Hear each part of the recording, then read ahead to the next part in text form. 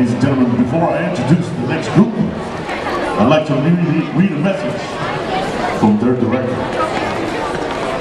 To our honorable judges, Auntie Becky and Kiki Reina staff, group leaders, and distinguished guests, I humbly present to you my Pupu Ori. Tama Toa Nui, founded as an all-male dance group. I am Vairea Dupani. I was born in Tahiti and spent my entire life there until just last year when I decided to immigrate to the United States with my husband, Ryan Sanders. Together, we have joined together multiple young men from across Northern California to present to you The Legend of Hawaii, written by the elders of Tubuai, the island of my paternal grandmother.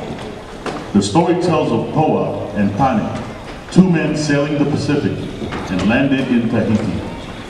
There, they were taken care of by the queen, who set them off with full bellies and trained armies to conquer the Australia's island. Toa became the king of Tubuai, and Tane became the king of Rurutu. Please accept our aroha and our fa'atura as we bring you on a journey back in time to the time of our kupuna. Ladies and gentlemen, from Vallejo, California, Tama Toa Nui.